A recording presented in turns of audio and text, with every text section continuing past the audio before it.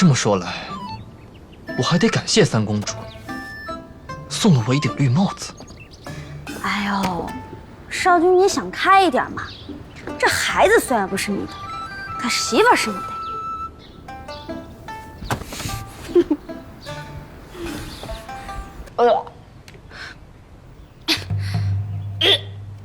哦。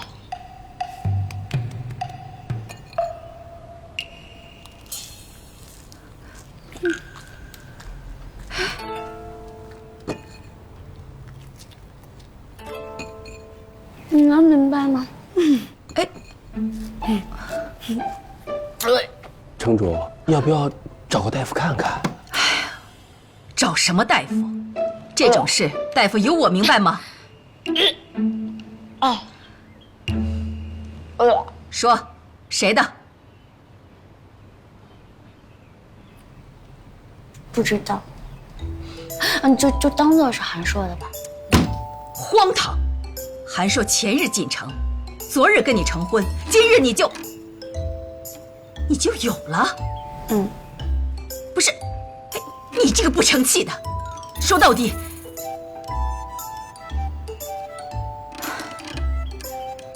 纵使我们花园城不像玄虎城那般约束女子，但毕竟也有礼法呀。你作为堂堂的城主之女，好歹顾及点规矩体统吧？啊！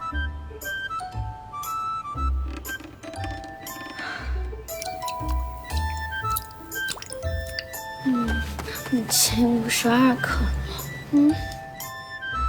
桑琪，你去告诉韩硕，只要他肯认下这个孩子，我就恕他无罪。是。快，你管好你的嘴，在没到月份之前，不许声张。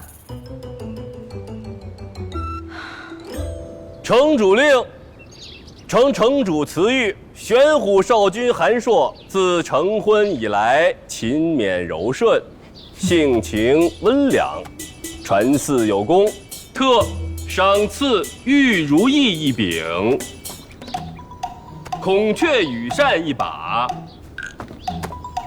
鸳鸯碧波绸缎3匹，上好绿茶1盒，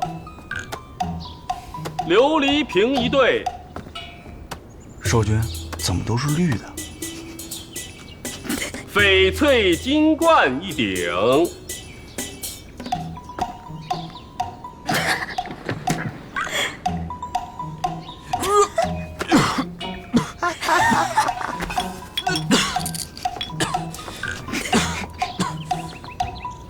少君，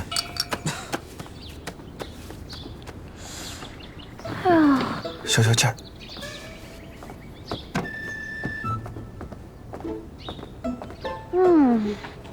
少君，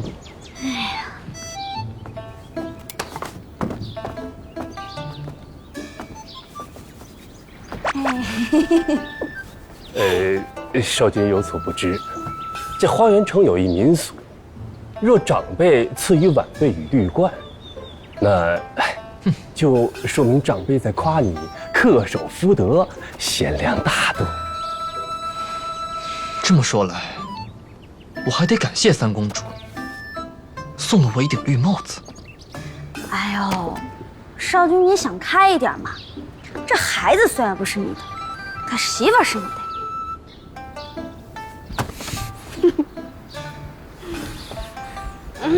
这小人听说，在玄虎城也有一个民俗，说这男子一生可娶3妻4妾，这妾室所生子女，那这原配也应视同己出，悉心照顾。到了我们花园，只不过将男子变为女子，不知少君有何觉得不妥呀？